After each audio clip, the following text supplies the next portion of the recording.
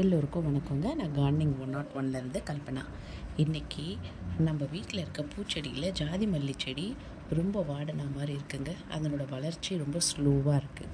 So அதனால் அந்த செடிக்காக டெடிக்கேட்டடாக ஒரு கம்போஸ்ட் டவரை ரெடி பண்ண போகிறோங்க. அதுக்கு பெரிய விஷயம் ஒன்றும் தேவையில்லை.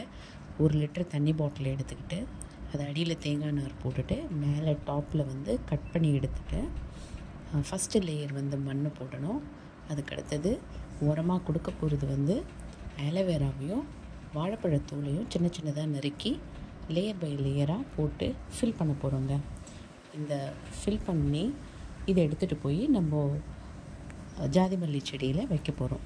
இப்போ இந்த ஆலோவேரா நல்ல ரூட்டிங் ஹார்மோனாகவும் செடிக்கு ரொம்ப ஸ்ட்ரென்த் கொடுக்குற ஃபர்டிலைசராகவும் ஆக்ட் பண்ணுங்க. அதே மாதிரி தான் வாழைப்பழத்தோல் பூச்செடிகளில் நிறைய பூக்க உதவுதுங்க.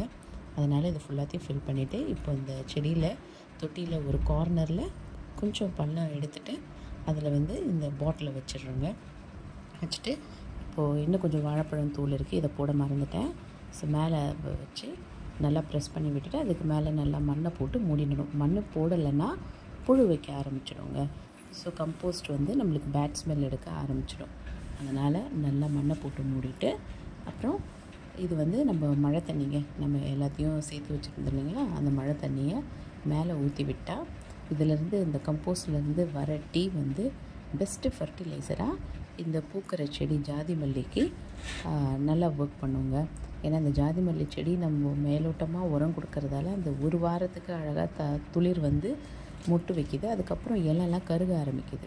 ஸோ இந்த மாதிரி தினசரி நம்ம வீட்டில் கிடைக்கிற இந்த கிச்சன் வேஸ்ட்டுன்றக்கூடிய தோலுங்க, காய்கறி தோல், பழத்தோலை போட்டுட்டு இந்த மாதிரி மண்ணை போட்டு மூடிட்டோன்னா அதை பாட்டு அந்த ஃபர்டிலைசர் கொடுக்குற ஆயில் கேன் எல்லாத்துலேயும் கட் பண்ணி லேயர் பை லேயராக போட்டு முக்கால்வாசி எல்லா செடிக்கும் இந்த மாதிரி இது புதுசாக வளர்ந்த பீர்க்கங்காய் செடிக்கு வச்சுங்க. அப்புறம் கத்திரிக்காய் செடி பாருங்கள், இந்த குண்டு கத்திரிக்காய் செடி, அப்புறம் இந்த 3 கத்திரிக்காய் செடிக்கும் வச்சாச்சு. அடுத்தது இந்த 2 அவரைக்காய் செடி, அப்புறம் மல்லி, தக்காளி, அந்த மாதிரி நிறைய செடிக்கு வச்சுருக்கேங்க. வீடியோ பிடிச்சிருந்ததுன்னா லைக் பண்ணுங்கள், சேனலை சப்ஸ்கிரைப் பண்ணுங்கள்.